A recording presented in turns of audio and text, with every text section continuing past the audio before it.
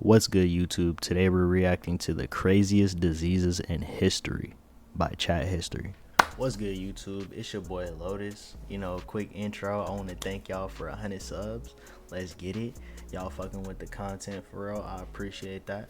I'm gonna continue to push out more. I'm trying to get my schedule situated.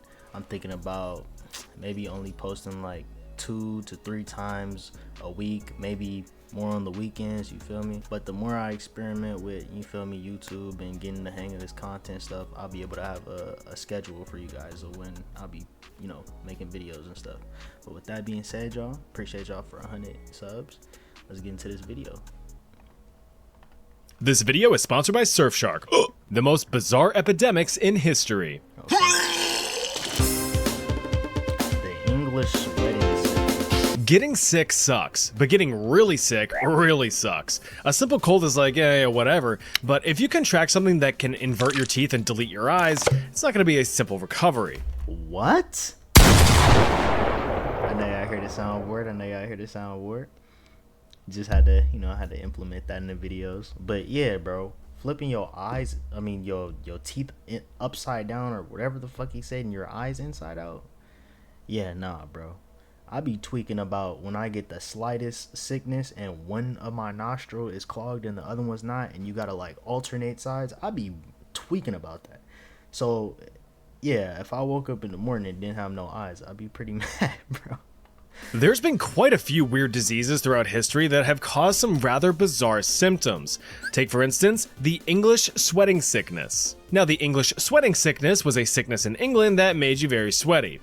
First appearing in 1485 at the tail end of the medieval era, the disease quickly became colloquial. Dang, 1485. This is the times when like people didn't have enough medical knowledge to even know what's going on with you or how to prevent it too. So you're just sitting there like in your bed dying and nobody can help you.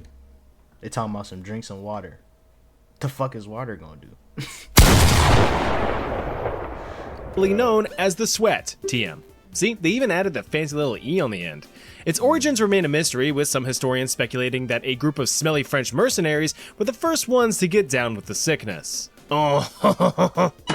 The disease may have migrated over to England near the conclusion of the brutal War of the Roses, which wiped nearly 100,000 asses from the map. The first known documentation of the disease comes from, ironically enough, French physician fella Thomas Le Forestier in 1485. He was living in London at the time and actually had contracted the disease himself, so being a responsible human, he had committed his experiences to paper, writing about his symptoms so that the knowledge may be studied by others. Bruh, shout out to that guy and all people like him. Because imagine dying or like just feeling extremely ill, bro. Not even having the energy to probably get up and go get some food or drink water, bro. And you're sitting here documenting all of your, bro. Man, I'd be mad as shit. Within the medical community. The disease was also well documented in detail by English unphonetic last name having guy John Keys in 1552. Yeah, this illness lasted a while. Building off of the pre-modern miasma theory, it was widely believed that most diseases, not just the sweating sickness, spread through what they referred to as corrupt air. Well, if there's anything you know about medieval England, you know that it was stanky. Streets were filthy, water was gooped with poop, and the air could curl your nose hairs. Until the Great Stink of 1858, proper sanitation just really wasn't given much attention. While miasma theory was flat out wrong, some alternate propositions were a bit more off base. Some theories pointed to astrological origins for the disease. Some blamed Mars, others blamed Saturn. Or maybe it was just the dirtiness of the people that lived there.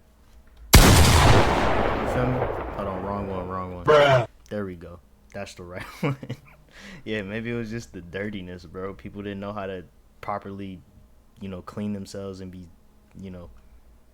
sanitary, bro. I don't know. Keys himself blamed the stars. In one of his detailed reports, he said, quote, "To this may be joined the evil disposition by constellation, which hath a great power and dominion in all earthly things." But we of course know that astrology is a bunch of big brown baloney. Now I firmly trust that you— What do y'all, like, what's your take on astrology? Because me personally, I feel like it's just a point in the conversation of something to talk about, just a talking point in a conversation. But other people genuinely believe like, oh yeah, if you're a Cancer, I can't talk to you because we don't match. Like, bro, what the fuck? And then that goes hand in hand, in my opinion, with judging a book by its cover. Cause like, bro, let's just say you have some shitty zodiac sign, but you're a genuine good ass person, and then somebody hears that without getting to know you, and they're like, nah, I can't talk to bro no more. Feel me? Like, that shit lame in my opinion. Have the critical thinking skills to realize that the English sweating sickness's iconic symptom was impromptu perspiration. I mean, sweat just started flooding out of every pore, with physicians noting the startling and alarming suddenness of it all. Along with dripping out of your skin holes, the infected came down with immediate and strong existential dread, with crippling fear and anxiety. This was further accompanied by violent shivering, pounding headaches, and overall exhaustion. The profuse sweating. This shit is too much. And then to not know genuinely what's going on with you, like, that's probably also driving you insane. Like, bro, just off me at this point. Like, just off me, bro, because that shit would probably be unbearable. Caused extreme dehydration, intense thirst, and heart palpitations. Hell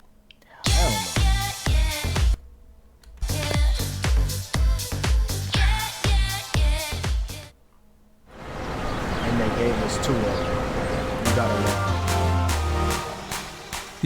One of the deadliest I need to seriously hurry up and invest in a premium, bro. symptoms, as innocent as it may seem, was the overwhelming urge to sleep. This was the telltale sign that the Bro, the Skyrim background is killing me, because like the time frame of when they said that's in like what I visualized that looking like, bro, is Skyrim. Even when they said like the water was all poopy and stuff, bro, Skyrim. Water's dog trash in Skyrim. disease had reached its end Good game. If you haven't played it, play Skyrim. game. Physicians were given extreme caution to not let their patients fall asleep lest they wake up in a cleaner, cloudier afterlife. Wake up! Now, all of this, the sweating, chills, fear, sleepiness, death, all that, Sweaty balls and death. Yeah, bro, they got it. happened within just 24 hours of initial infection. A single day to go from alrighty to nighty-nighty. Lafostier himself had documented even more rapid deterioration, with death in as little as 3 hours from initial symptoms. This stuff was nasty and terrifying. Surviving the first 24 hours, if you were even lucky enough to do that, usually meant that you would be in the clear, but historical records estimate a fatality rate of 30 to 50%. Wow, This also was not a That's surprisingly high. And on top of that, like, imagine, okay, after Le Français, or Le Thomas Français, I think his name was, after he documented his experiences, and, you know, somebody else probably who had the same illness documented that in under 24 hours or 24 hours, you'll be good. Imagine just sitting there within, like, the first 5 hours of you knowing you got that, bro, and thinking, like, damn, if I'm not good by tomorrow, bro, I'm cooked. Like, that's just a horrible way to go out, in my opinion. A horrible way. one-time occurrence. The English sweating sickness made its mark on history a total of 5 different times, first starting in 1485 and making a final appearance in 1551.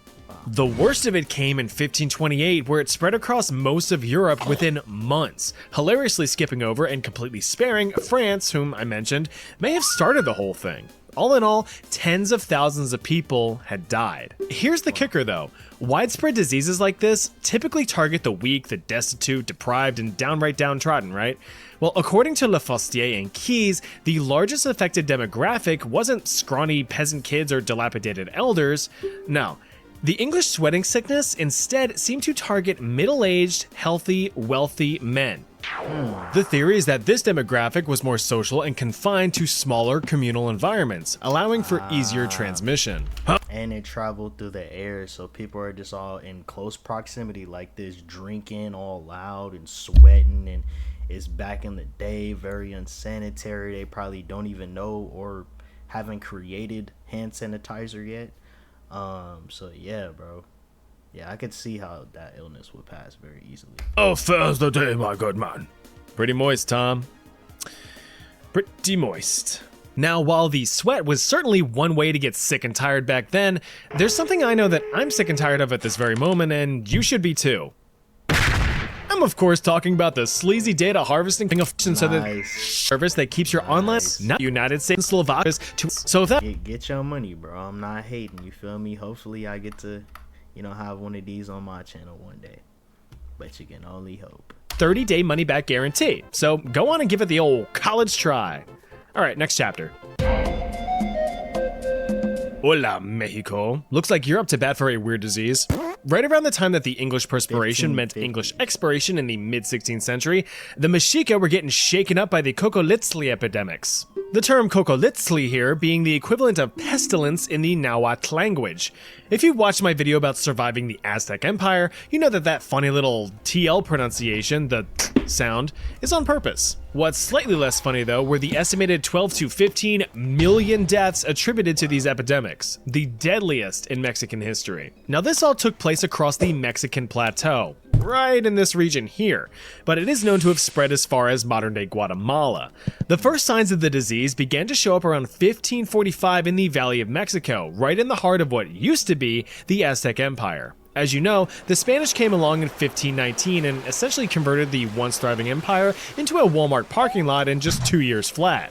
In addition to using superior weaponry and strategic alliances with neighboring societies to steamroll the Aztecs, the Spanish also brought with them an unintentional biological advantage: smallpox. This took a healthy chunk out of the Mexica population, killing off roughly 8 million people. 8 million? That was the wrong one. That was the wrong one.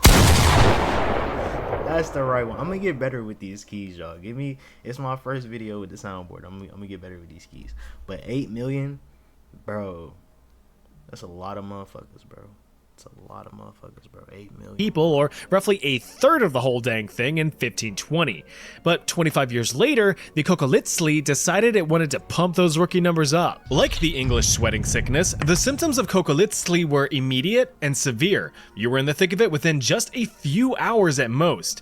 Initial symptoms included high fever, headaches, and intense vertigo. You know, similar to that. See, bro, when they get to headaches and vertigo and shit, bro, I could deal with maybe some sweating. I could deal with maybe my body temperature being high and always keeping water in the fridge and the freezer. But once you start getting all dizzy and then obstructing my vision and shit, bro, I'm not gonna want to be here. I'm sorry. I know how that sounds, but bro, I can't do it, me personally. I remember one time I had got sick. I went to New Jersey for Christmas, bro. And, bro, I had got extremely ill. Like, my throat was sore. I was breathing. My chest was hurting. I had mucus, all type of shit. So, I was staying with my cousin at the time. And he told me, he was like, bro, you got to sweat that shit out. So, for like 2 days, I was in his guest room with going to sleep with puffer jackets and all type of stuff, bro. I did not, like, I was just like, God, please help me get over this sickness, because sitting in here baking alive is not it, bro. It's not it. Spinny feeling you get when them beers start looking a little too friendly? Drink us. You know you want to. Hi there. Would you like to receive a serious? gift? I'm a missionary for the Church of Jesus Christ of Latter. Y'all do need to learn about Jesus Christ, though. They be getting me with this ass sometimes. You got it, mister. Please drink responsibly. Beer cans don't talk. It's just too dang bad that these rather simple symptoms would soon evolve into complete horror. During the ominously named hemorrhagic stage, victims would begin bleeding out of every single orifice they owned. Your eyes, your ears, your nose, your mouth, even your beehole and hoo-ha or dangly bits all the way down south. Coupled with excruciating abdominal... bro, stuff like that, it's like, alright, this shit needs to get fixed now. You know, like, I'm not trying to sit here and thug it out. No, it needs to get fixed today. I'm not finna be sitting here bleeding out every hole, bro. No, bro. It's not, no, bro. And chest pain, as well as painful swelling underneath the skin. This was just an actual nightmare. The Mexica and the Spanish tried their best to treat the sick, but nothing was working. The Spanish tried quarantining the ill, bloodletting, and even the most powerful remedy of all, thoughts and prayers. The Mexica tried various herbal medicines and their own spiritual healing practices, but it was all in vain. People were simply dying too quickly. The infected could suffer in utter agony for up to 4 days before finally experiencing some relief, because they died. During its initial release in 1545, Cocolitzli ravaged the Mexica population, culling around 80% of the herd. Wow. The sequel hit the shelves in 1576. This version was slightly less deadly, but still terrifying all the same. And my thing is like, why do these sicknesses last so long, bro? Oh, well, obviously they didn't have the knowledge to figure out what was going on. Use your brain, it's in your head for a reason.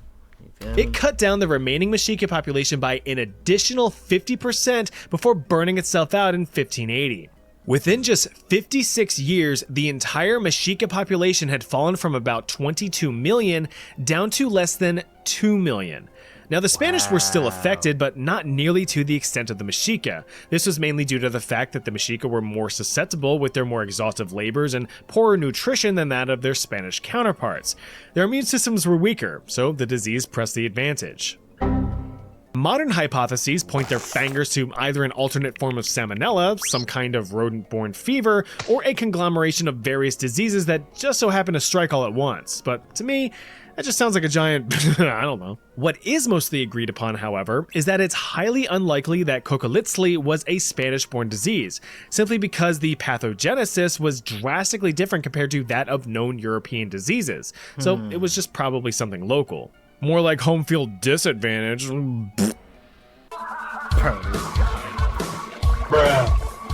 Let's jump back from a society known for ripping out hearts to one that wants to lick the inside of your skull. What? You get captured and they think, hey, you know what would be fire? Chop his head open and let's get a lick of his brain. Yeah, alright, buddy. These are the Foray. They live in a small province right at the base of the shaft of the country of Papua New Guinea. Being a remote society, they pretty much remained uncontacted by foreigners up until around the early 1940s when the Pacific theater of World War II began to boom. Once they were properly contacted, the foreigners did what foreigners do best. They showed up and started shifting the culture.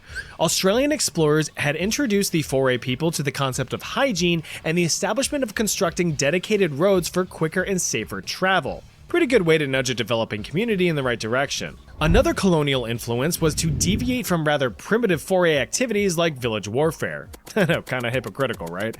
Well, there was also a push to abandon many traditional values, one of which being endo-cannibalism. Now, this wasn't a savage beat your buddy over the head then drag your teeth across his face type cannibalism. This was a mourn your buddy because he just died from natural causes, then drag your teeth across. So, me and my homie been running around getting hella food for all my my tribe members. You feel me? We've been doing a lot, putting in all this work. He gets mauled to death by an animal or something. We take his body back, and because we're so sad, we're gonna eat him. I'm gonna hit it again. Nah, bro, it's not going. This face type cannibalism. Very different. Unfortunately for the Foray, disease does not abide by rules of respect and ritual. Biting a brain is biting a brain, which is exactly where Kuru came from, a fatal and completely incurable neurodegenerative disorder. Stemming from the consumption of infected brain tissue, Kuru is a prion disease. Now this is where biology is just crazy to me. Alright, so here, this is a simple protein. It's multifunctional in nature, repairs cells, builds muscles, whatever you want it to do within reason. But if in the highly unlikely case that it decides to fold in on itself in a weird way, it becomes a prion, completely rewriting its entire biological mechanism.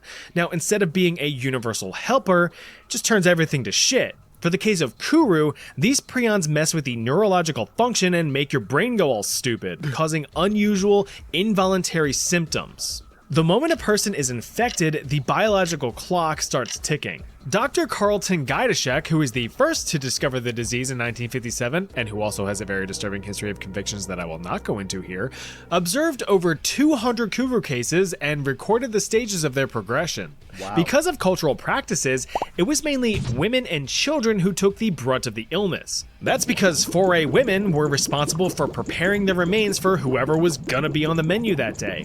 Women and children feasted on the more tender, tasty, and nutritious organs. Alright, bro, I get it. You get punished for eating humans, basically what they're saying. Yes, that was no, bro. I don't even want to hear that no more. I'm sorry, y'all. I don't even talking about DNA, and then we gotta add. EVE Online is a vast universe. Come on, bro. Hey, that's a good game, though. I seen somebody play this. It's a good game. I just know that some of you have been hoping that this was on the list. The Dancing Plague of Strasbourg is one of those events where, as bizarre as it was, countless credible eyewitnesses all completely agree on exactly what happened. They just have zero friggin' explanation of exactly why it happened. So yeah, this all took place in Strasbourg in the Alsace region of what is now modern-day France. I've actually been there. See this? Why is there so many illnesses coming from, like, bro, it has to be because the sanitation and the cleanliness of the people. It can't be anything else, bro. Anything else. Took this picture. See how beautiful it is there?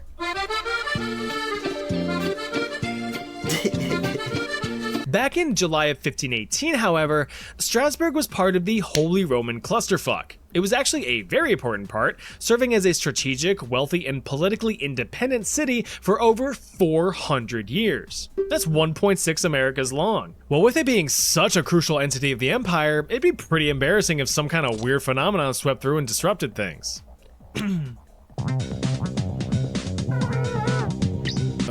What are you doing? Whatever do you mean? Come on, kids, we're leaving. According to this Wikipedia article I just found lying on the ground, a lovely lady named Trophaea decided to start throwing it back right outside her home in the middle of the day. Seems innocent enough at first, but she just didn't stop. Save for a few frantic meal breaks or collapses from exhaustion, Trophaea let loose for several days. Instead of scaring them, She was throwing that thing for 7 days. Hey, yo. Hey, stamina endurance gotta be up here, bro. Like, yo, yeah, bro. What type of sickness is this? off, all of her dancing actually encouraged many of her fellow Strasburgers to join in. She's good. And thus, the plague had spread. Now, you might assume that these onlookers were just doing a tad bit of toe tapping, but you'd be very wrong. They were really pushing the limits of their tendons' tensile strength as they were whipping their limbs to and fro, basically Beyblading themselves around the street and letting them rip. Now, going alls out, balls out dancing can be fun for about 30 seconds, but when it goes on for days, that's when mental and physical health starts to trend downward. From a distant perspective, watching everyone doing their shimmy shams looks like a good time, but once you got closer, you realized that something was horribly wrong.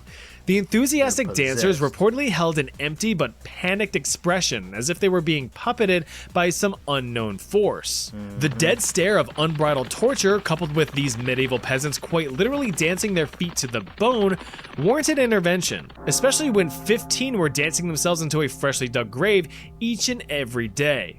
Oh, we need to do something.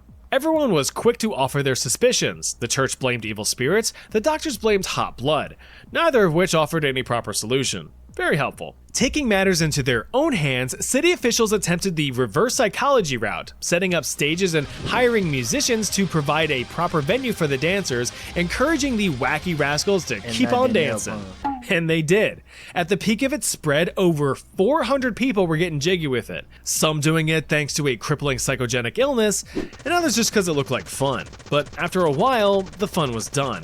After 2 months of the plague, it started to die down, mostly because the actual sick people cha-cha slid into the great beyond, taking it to the top with one hop. Anybody else just in it for the bit kinda went on with their lives. Any remaining dancers were promptly carted off for spiritual cleansing, which reportedly worked thanks to a little thing called the placebo effect. In the end, while this may have been a simple case of massive— Bro, I know some kid in school who got fooled by the placebo effect. Bro. Quick story time. 7th period, because at my high school we had 7 periods, 2 electives, and then rest of them regular classes. But it was some kid in my PE class, and I believe 8th grade or 7th grade, and some other kid, let's just call him James, he told him that he had this gummy, and of course y'all know what type of gummy it was, special gummy, but it really wasn't a special gummy. This dude ate it. It was a regular gummy bear. He ate it, and I shit you not, like 15 minutes later he was over here, oh my god, bro, I'm just so like, bro. And then I forgot, somebody told him, they were like, bro, you know that was a regular gummy bear, right? Like, you didn't eat no fucking weed, bro. And he was like, nah, bro, I swear, bro, I'm high, bro. Like, dude, I just want to go to sleep. And we were just all looking at this man like, dude, you're really having the time of your life right now, huh? He's like, yeah, bro, yeah, oh my god, bro. Knowing damn well he didn't eat shit, but I forgot what type of brand gummy bears everybody be eating, because it got gelatin in it and I can't eat it, but it starts with a H. He was eating those, bro. Not no weed gummies. Hysteria brought on by the harsh stresses of just existing in medieval Europe, some historians blame bad bread. Ergotism, a fungal poisoning originating from contaminated grain, does exhibit symptoms ranging from hallucinations to uncontrollable convulsions, so sure, why not? Just remember, if you ever see someone dancing by themselves in public, they're either an insufferable influencer or on drugs. Or both. Yeah, that's what I would think. If I seen somebody dancing just in the wilderness like this by themselves, no technology, no camera recording them, nothing, I'm gonna immediately think drugs. And then if they look like they don't do drugs, I'm gonna think insane. But with that being said, y'all, I think this is the rest. This is basically the rest of the video. With that being said, y'all, I hope y'all have a good night, day, afternoon, wherever y'all at. I hope you are progressing every day, even if it's the littlest thing. You know, y'all could wake up today and do one more push-up than the day before, or wake up today and read one more book than the day before. Whatever it is, I hope you're progressing mentally, physically. And yeah, I hope y'all have a good one. Peace out.